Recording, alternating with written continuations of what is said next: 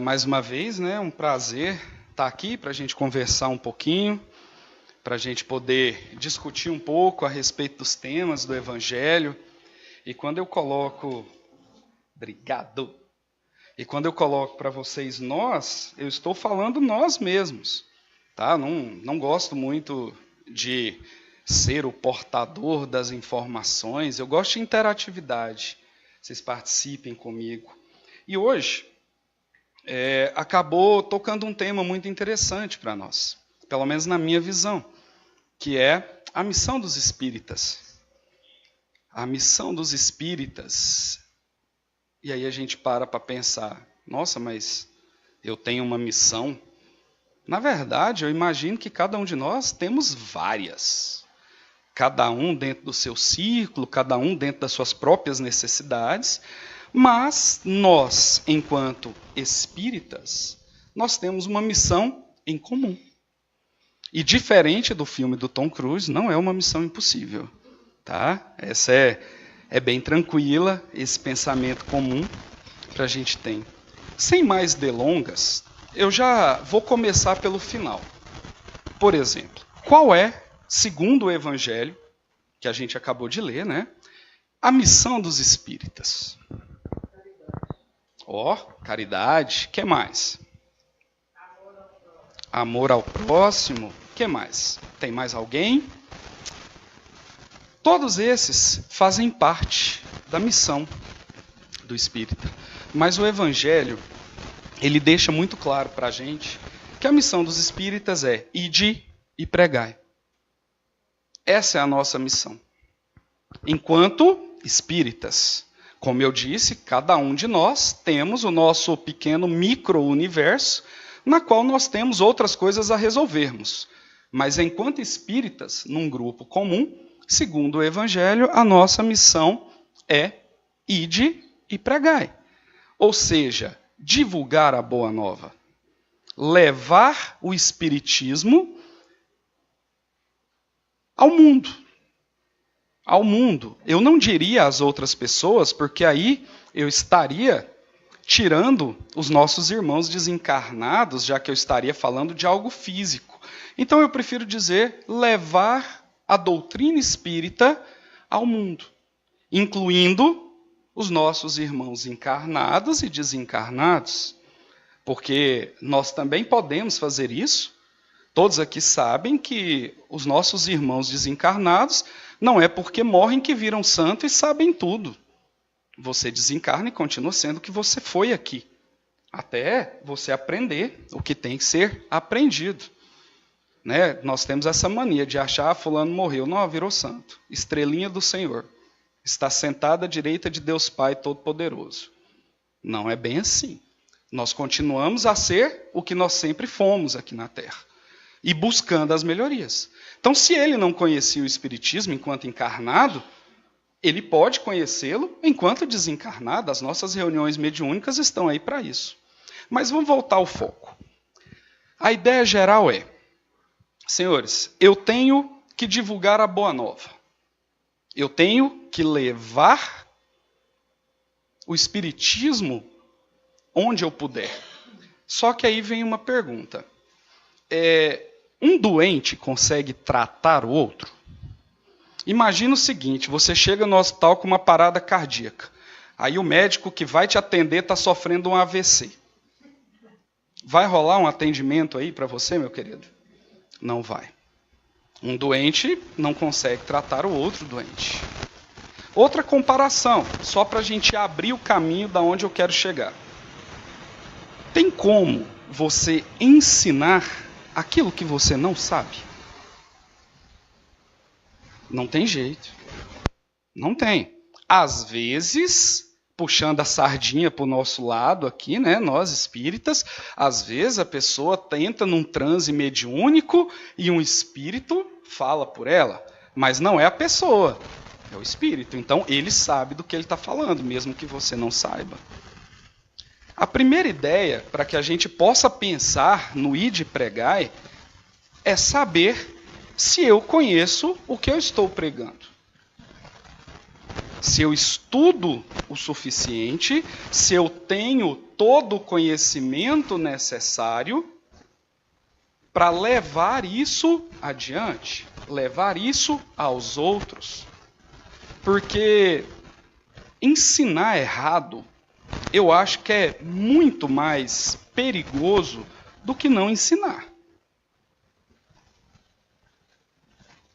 Essa é uma visão minha enquanto professor. Né? Às vezes a gente se depara, no meu caso, não sei o de vocês, com algumas perguntas que eu juro para vocês que eu gostaria de saber de onde aquela molecada tira aquilo. Eu não tenho a menor ideia. Eu me calo. Uso aquela velha máxima. Ó, vamos fazer o seguinte, aula que vem eu te respondo, pode ser. Porque às vezes a gente é pego com algumas coisas que a gente não conhece, que a gente não domina.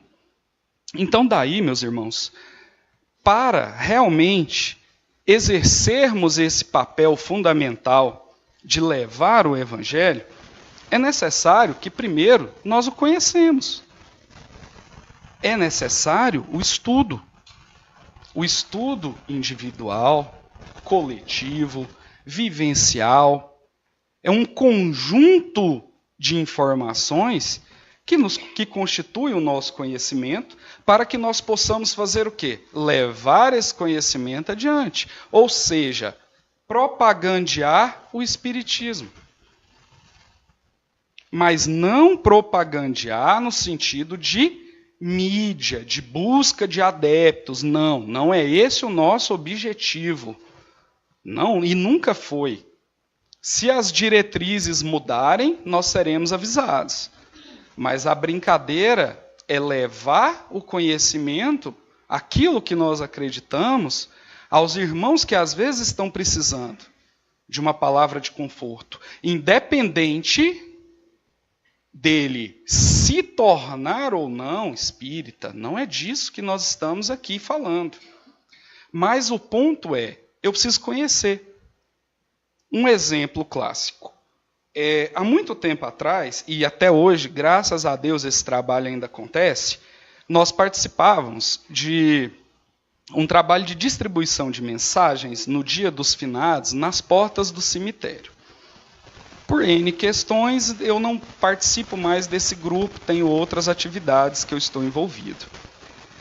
Mas era interessante, muito interessante, observar de fora isso.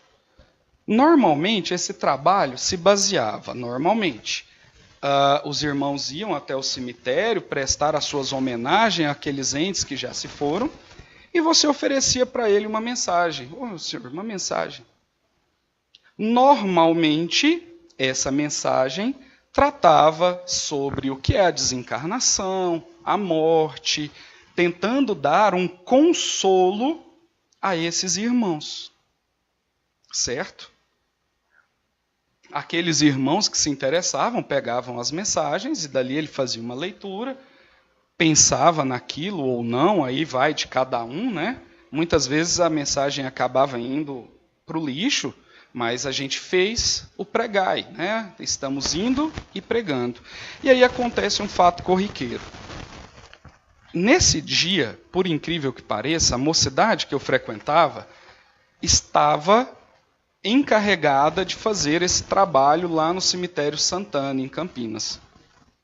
E havia chegado até nós uma jovenzinha que não era espírita e acabou por associação com alguns amigos que eram espíritas indo conhecer a nossa mocidade. E ela criou laços com todo mundo e acabou participando com a gente desse trabalho. E ela entregou para uma senhora. E aí a senhora olhou para ela e falou assim: minha filha, eu não sei ler. Essa mensagem está falando de quê? E era uma mensagem sobre a vida após a morte. Até hoje eu me lembro disso, né? Eram 2 trechos, uma mensagem de André Luiz e uma mensagem de Emmanuel. E no verso, uma mensagem sobre desencarnação. Aí a menina falou, não, tá, uma mensagem falando sobre a desencarnação e a vida, né? No plano espiritual. E a senhorinha, não sei se sensibilizada, se realmente por interesse, ela olhou e falou, nossa, o que é a desencarnação? Como é que é a vida no plano espiritual? Não com essas palavras, é claro. E a nossa colega, ela foi ficando pálida, ela foi ficando amarela, tadinha. Porque ela era muito nova para estar ali. E normalmente esse trabalho, ele é feito em duplas, né? Normalmente, se você tem uma pessoa mais experiente com uma pessoa menos experiente, que eu digo nas questões dos estudos espíritas, não idade. E ela foi ficando assim, e aí a colega, que estava entregando uma outra coisa na dupla com ela, veio socorrê-la e resolveu, explicou para essa senhora.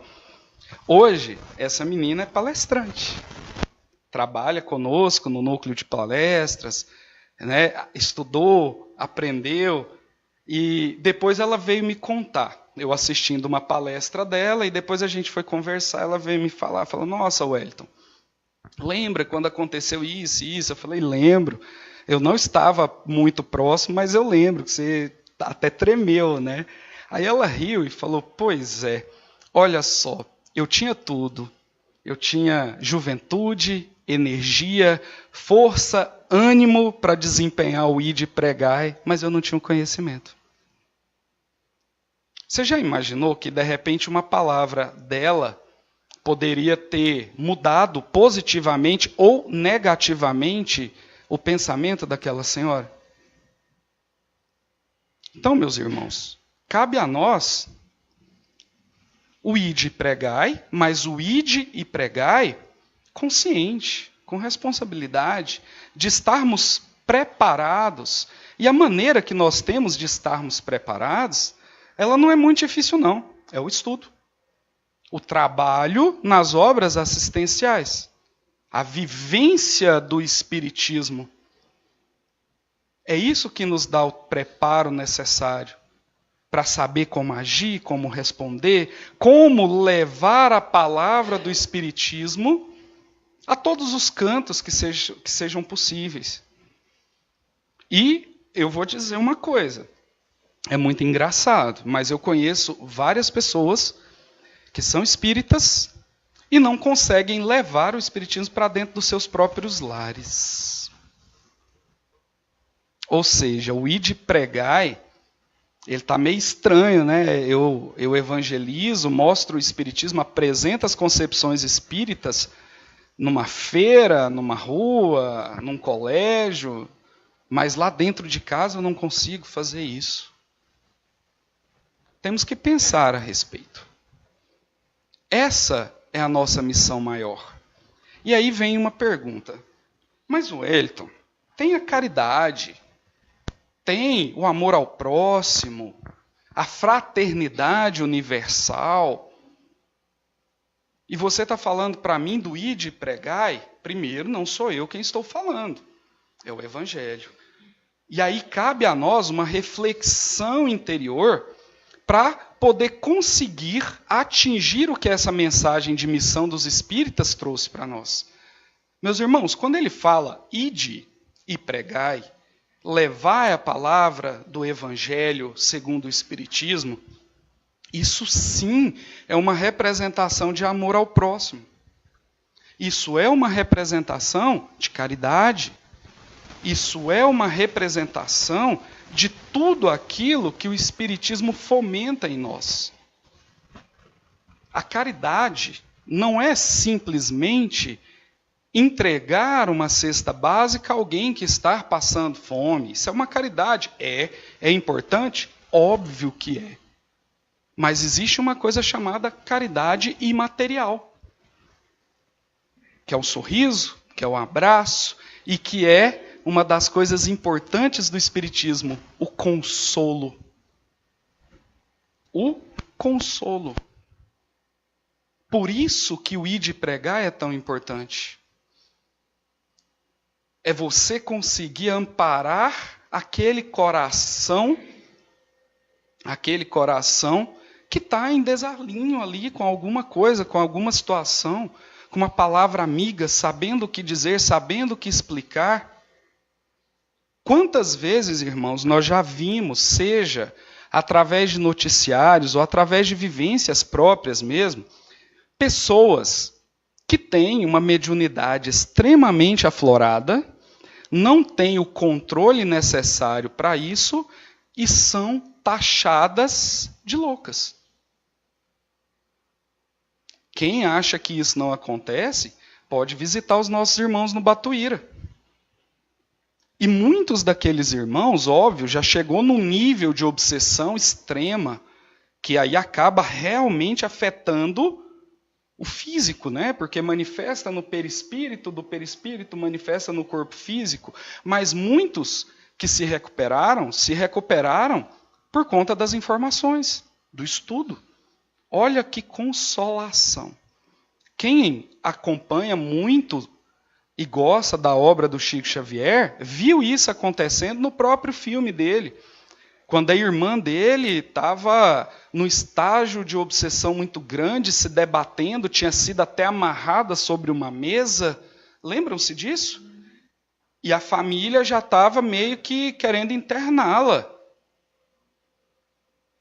E aí fizeram um tratamento de desobsessão, esclareceram o que era obsessão, como isso deveria ser tratado.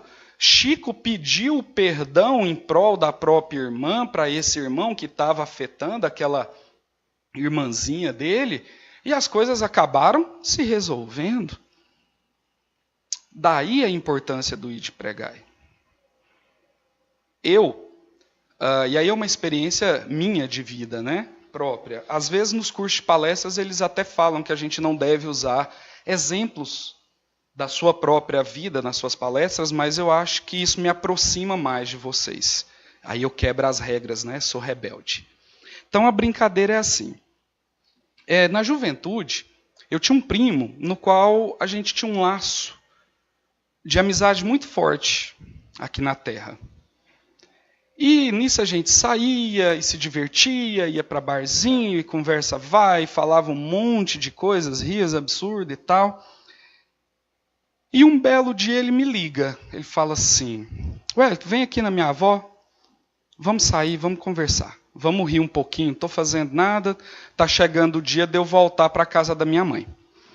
E assim a gente foi, fui lá, sentamos, conversamos, rimos bastante num barzinho, vimos várias situações, e eu juro para vocês que na juventude, aquele ímpeto da juventude, às vezes a gente não tem a experiência necessária, eu não consegui detectar nele traços de depressão.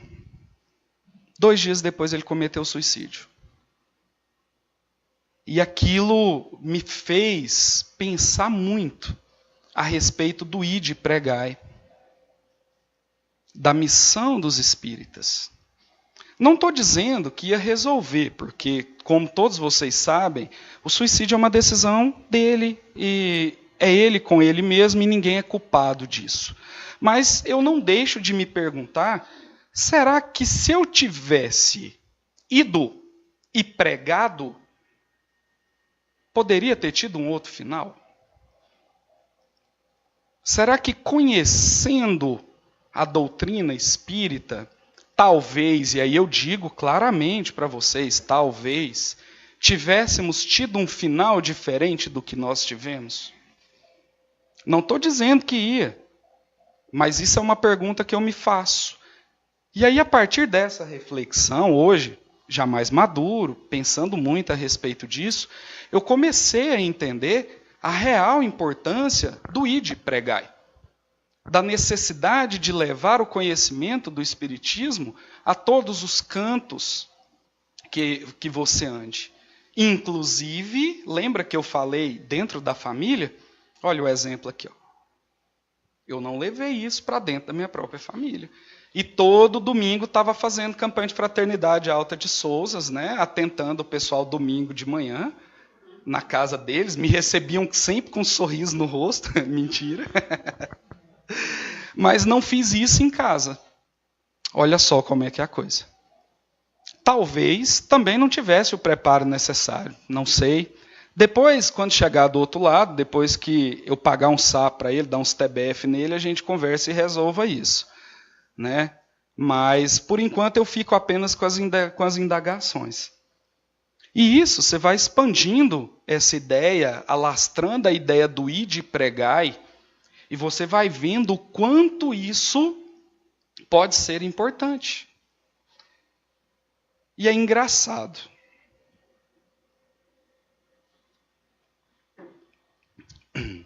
Nós espíritas somos, eu vou usar o termo, respeitados por toda a comunidade de uma maneira geral. Você vai entender onde eu quero chegar.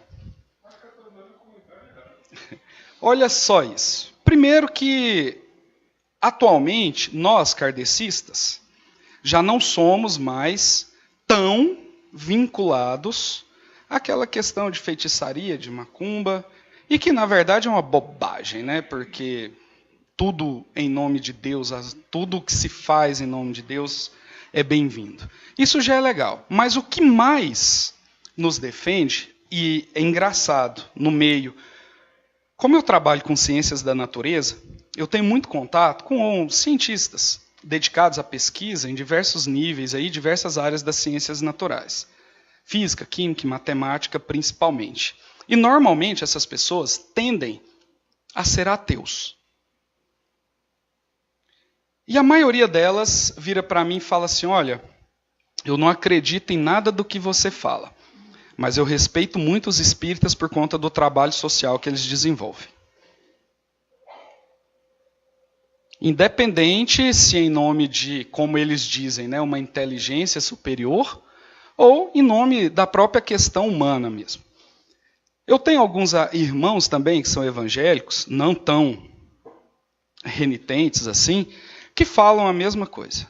Falam, olha, realmente eu não concordo com nada que vocês falam, não acredito naquilo. Teve um que ainda falou para mim que, na verdade, a gente sofre de uma manifestação coletiva de entidades diabólicas, mas que nós temos salvação por conta das nossas obras sociais. Então é nesse ponto que eu quero dizer que, atualmente, nós estamos, de certa forma, tendo um resquício de respeito com relação a isso. Mas onde eu quero chegar com esse raciocínio? Eu quero chegar com esse raciocínio numa outra parte que é importante. Beleza, ide e pregai o espiritismo. Mas como reconhecer um espírita? Como reconhecer um espírita? Olha só. E é isso mesmo que vocês falaram. Nós, enquanto disseminadores da doutrina espírita, podem ter certeza que somos observados o tempo todo. Tanto do lado espiritual, quanto do lado material. Tanto por companheiros que vibram positivamente conosco, quanto por companheiros que não vibram tão positivamente assim conosco. E o espírita, ele tem que ser reconhecido por um conjunto de fatores. O primeiro de todos é a sua moral. E essa moral aliada à caridade. E a essa caridade junta-se, como a amiga falou aqui para a gente, o nosso, ou pelo menos a nossa reforma íntima, que é a nossa briga diária contra as nossas más tendências. E lembrem-se, meus irmãos, a partir do momento que nós iniciamos a ideia de ide e pregai, nós passamos a ser garotos propagandas da marca. Ai, mas eu só vou no centro para tomar um passe, nem faço nada. Se você se considera espírita, você passa a ser garoto propaganda da marca. E se o garoto propaganda da marca escorrega, a marca te demite porque você está prejudicando ela.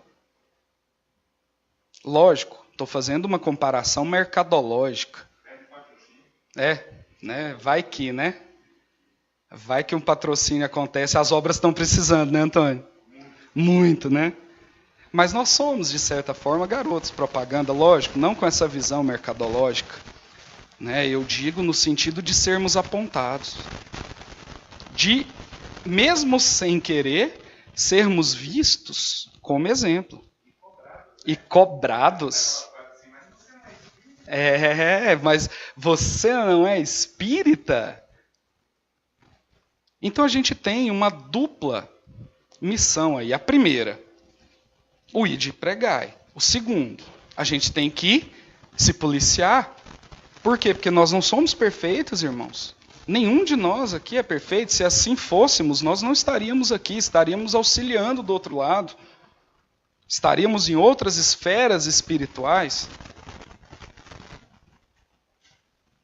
E, ao mesmo tempo, aqueles que nos observam, nos cobram, nos apontam. Mas você não é espírita? Cadê o kardecismo na sua vida? É verdade, vocês estão dando risada, mas eu aposto que muitos aqui já ouviram algo parecido.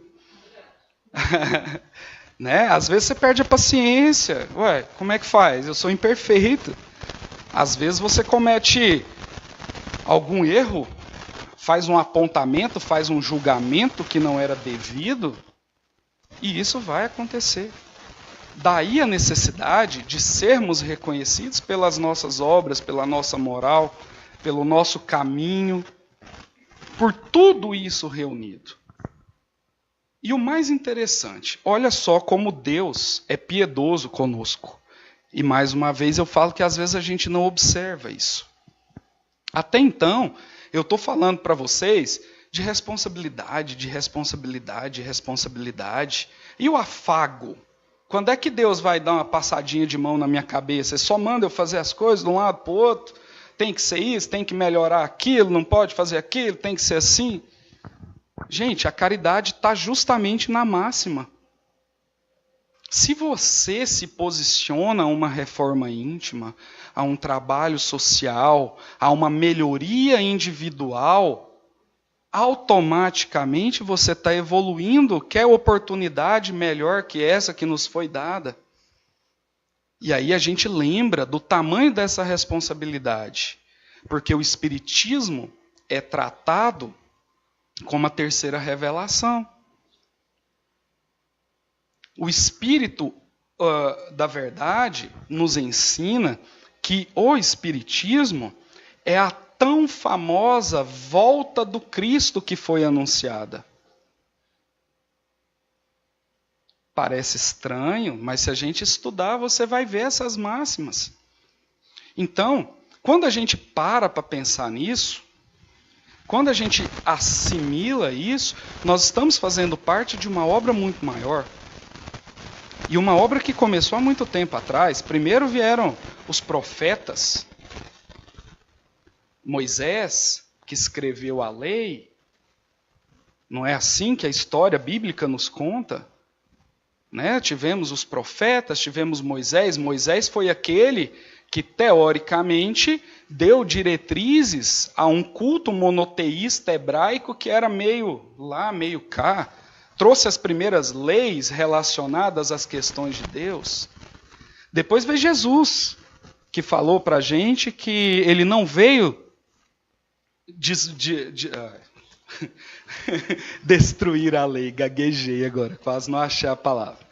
Destruir a lei, mas ele veio sim dar cumprimento a ela. E a terceira revelação somos nós. Não nós, pessoas, o Espiritismo, que veio com essa missão. E o Brasil ainda com uma missão muito maior, de desempenho mundial, porque nós somos, por incrível que pareça, a pátria do Evangelho e o coração do mundo. É aqui que a semente do Espiritismo deu frutos. A origem do Espiritismo todos aqui conhecem, surgiu com Kardec na França. Mas na França, o Espiritismo ainda é estudado hoje, mas não com as denotações religiosas, filosóficas que nós temos aqui. Lá é ciência. E uma parte da ciência voltada ao magnetismo. A quem estuda essa área da física. Então essa semente ela veio dar frutos aqui, no Brasil. Enquanto a codificação do Cristo. Enquanto a ideia da religiosidade. Então o papel do Brasil é muito grande na difusão da propagação do Evangelho. Segundo o irmão X, nós seremos o portal luminoso do mundo. Tá, não faz essa cara de riso para mim, não. Eu sei que as coisas estão feias por aqui, o negócio está parecendo que, tá, em vez de clarear, está escurecendo, mas a gente tem que crer que depois da tempestade vem a bonança. É um momento de transformação. Para melhorar, piora. Nunca entendi essa lógica, não, mas é assim que funciona. Para melhorar, piora. Mas nós somos o farol do mundo. E nós, enquanto espíritas, nós somos esses disseminadores dessa luz que Jesus plantou. E carregamos conosco toda essa bagagem. Daí a necessidade do nosso preparo. Daí a necessidade do nosso estudo, das nossas reflexões, das nossas obras sociais. Mas lembrando, não adianta fazer para receber seus créditos.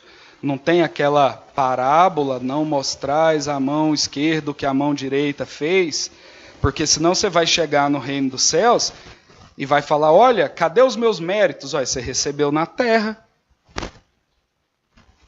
Nós temos que fazer isso com o intuito do coração fraterno, com o amor incondicional aos nossos irmãos. Fazer esperando algum tipo de regalia, algum tipo de benefício, para nós, não é muito caridade. Está ajudando? Tá dando uma ajudada aí. Você quer um exemplo de que também ajuda? Lá no André Luiz, no Nosso Lar, vocês lembram, quem lê o livro, lê livro, quem faz isso agora, né? Tem o filme no cinema. Eu não li não, mas eu assisti umas 3 vezes, né? Falam assim. Vocês viram qual foi a única oração que ele recebeu? Foi justamente de uma paciente que ele fazia até com certo descaso. Fazia porque as convenções sociais da época olhavam para o médico que fazia aquilo e, como ele é bondoso. Ou seja, ele recebeu os créditos dele na terra. Mas, quando ele desencarnou, essa boa alma orou por ele. Então, essa caridade também é válida, né? Não é tão assim, mas alguém que você fez mesmo com o intuito de se promover, vai pensar, emanar energias positivas a seu respeito. Mas o importante é que nós façamos de coração brando, aberto, incondicional. E que a nossa melhoria também se dê no sentido de querer se melhorar incondicionalmente pelo amor. Não porque você é obrigado, não porque existe um livro de regras e condutas da qual você é obrigado a seguir como se você estivesse em um regime militar padrão. A ideia é que você também cresça por amor. Amor próprio. Não esse amor vaidoso, mas quando eu digo amor próprio, é saber que você tem que melhorar, porque melhorar vai te levar mais próximo a Deus. Então, meus irmãos, para a gente já ir finalizando, que o nosso tempo está acabando, fica olhando para mim com essa cara não. Vou ficar aqui 1 hora agora, só de pirraça. Eu sou rebelde. Então, para a gente encerrar, vamos nos lembrar. A missão dos espíritas é o ide e pregai.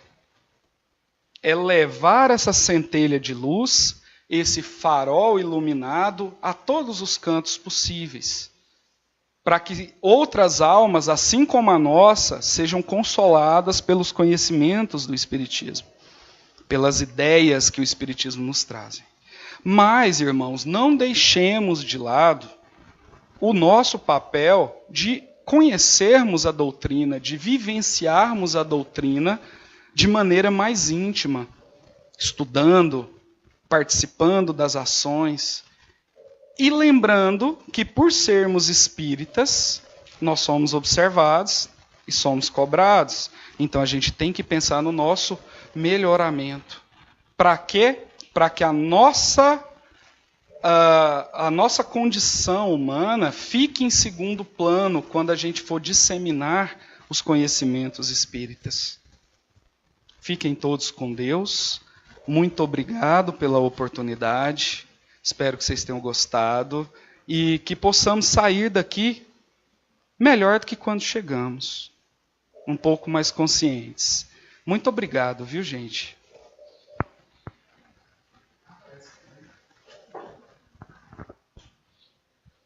Gente, eu arrumei uma tutora.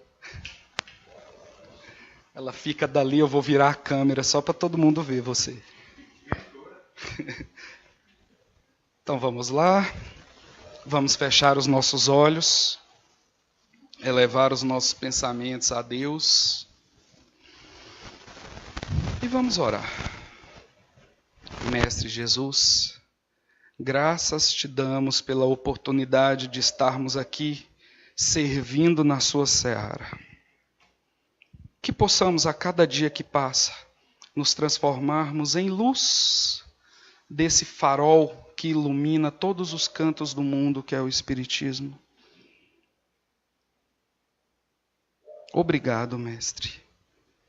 Nos acompanha sempre pelos caminhos tortuosos da encarnação, nos amparando, muitas vezes nos carregando em seus braços. Sei que somos imperfeitos e, como eternos pedintes, pedimos que o Senhor nos dê força, que o Senhor nos dê bom ânimo, alegria para estarmos cumprindo com a missão dos espíritas. Que os nossos familiares também possam receber essas luzes que daqui estão sendo espalhadas, que eles possam sentir no coração o seu encantamento, a pureza dos seus ensinamentos como Pai maior. Proteja e ampara cada um dos irmãos encarnados e desencarnados que estejam precisando do seu auxílio. Nos proteja na volta para os nossos lares, nos intuindo sempre para trilharmos o caminho do bem. Muito obrigado. Amém.